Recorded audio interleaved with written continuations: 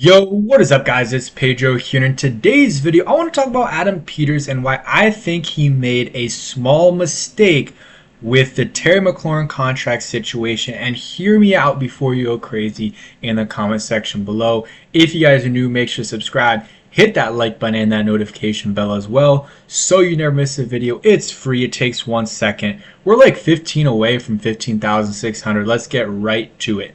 So let's get into this video, and I know people are going to be mad that I'm talking about Adam Peters in even a slightly negative way. I just want to first off say I think Adam Peters is a great GM.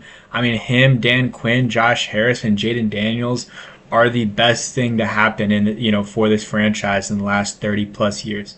Adam Peters has done a great job. There's been very few things that he hasn't done a good job with, and they were maybe minor free agent signings that didn't work out. And honestly, I don't even think that's a bad thing, because when you throw up so many shots, there's going to be some that don't hit, and the guys that didn't hit were very minor. So I think Adam Peters has done a good job, and I trust him with the process. But I just do want to talk about a couple things where I think he might have gone wrong and he could have avoided some of this situation with Terry. And then I want to talk about how he can avoid it in the future with some of the players that are going to come up for contract extensions in the future, like Frankie Louvu. I think, getting a deal done with him, obviously Jaden Daniels, but that's going to be a little bit, but obviously, not obviously, but that's going to be here before we know it. So in terms of,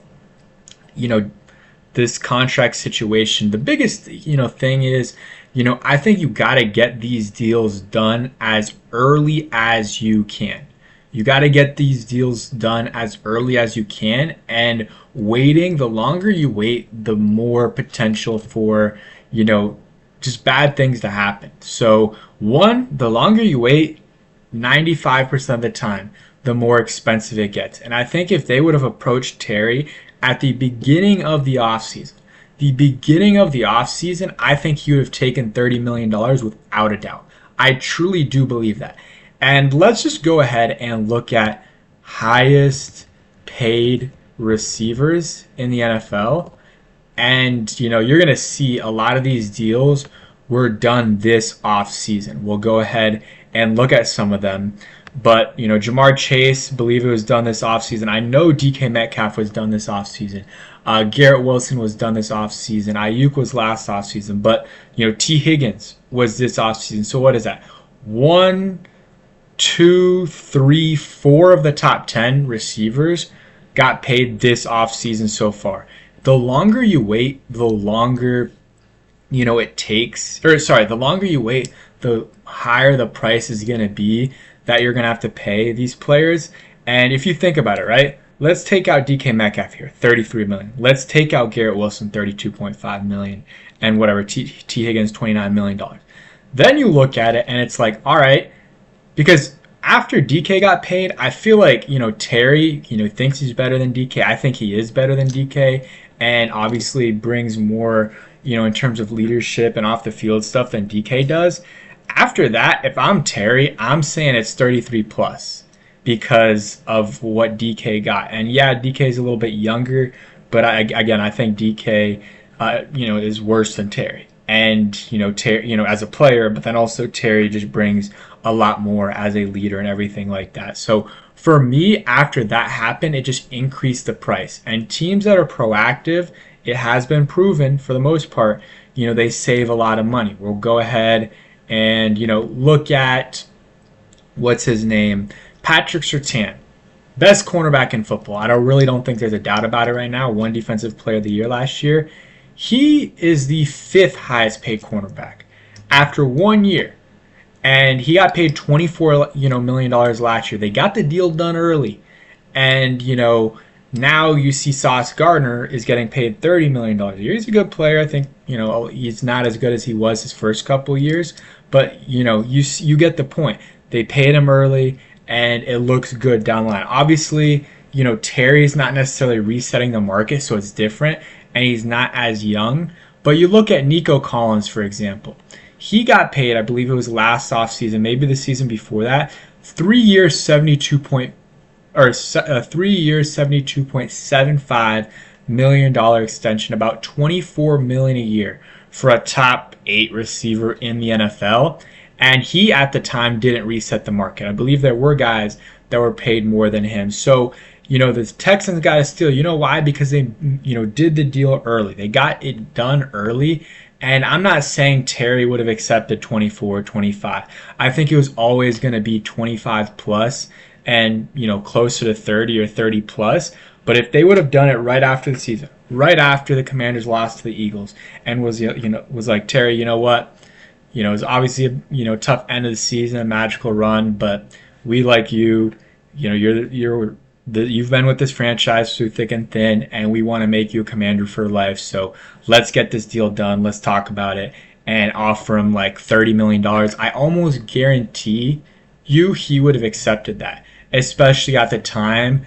That would have made him, again, take out the Jamar Chase deal.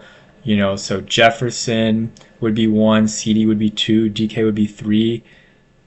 Or sorry, no, Jefferson would be 1, CD would be 2, and then you would have AJ at 3, Amon-Ra at 4, and Terry would be like the 5th paid, wide receiver in football. Maybe you give him 30.5 million so he can be higher paid than St. Brown and Brandon Ayuk. But that's what it would have been. And again, like I said, I almost guarantee Terry and his camp would have been more than fine being the 4th, 5th highest paid receiver at that time, which would be, again, Jefferson, CD, and A.J. Brown would be ahead of him if they gave him $30.5 million.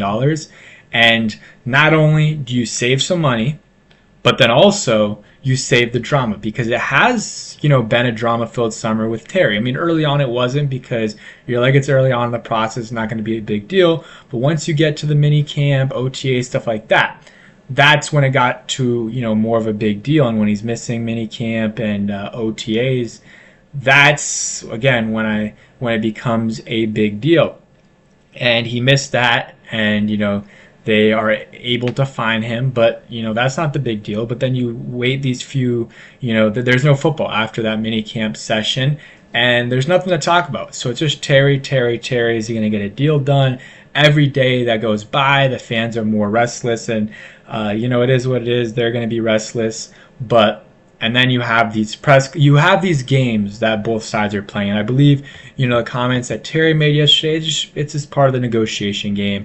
But the longer you wait, the more harm it causes, in my opinion. The relationship will be healed, obviously, once a deal gets done. But again, waiting this long doesn't help. It just creates a distraction. And, if it does last in the training camp, then it's just too much of a distraction. It needs to get done. I think it will get done. I almost am certain it's going to get done. I would put it like a 90% chance. But again, I think my issue with Adam Peters in this situation is I think if they would have been proactive about it earlier and made it priority earlier, either you could have been even last offseason, but definitely this, past offseason or in the season, I think they could have saved a lot of money. But here's the thing.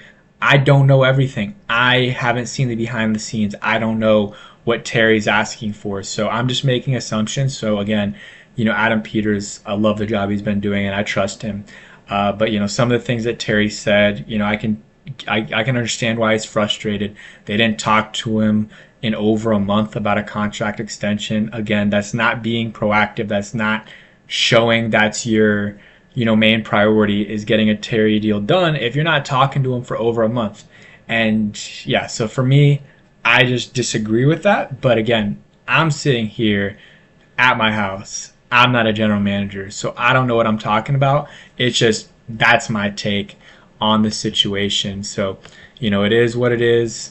A lot of fans are upset, more upset than I'm not upset. I just think that this could have been done a different way to avoid some of the drama and save some money. But it is what it is. I saw fans even saying this. It was a joke, obviously, but some of these fans got to chill out a little bit. It's gonna get done, but I do understand the frustration because this guy, Terry McLaurin, he has been here since 2019.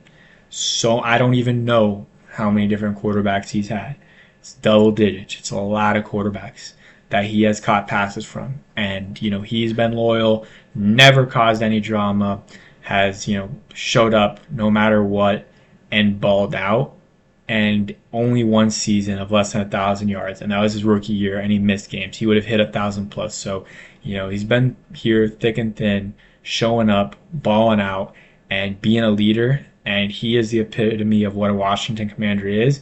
And I think it should have been made more of a priority to get it done. Again, I don't see what's happening. So maybe they are making it a priority, and maybe Adam and Terry McLaurin's making it more difficult in his agent than it should be.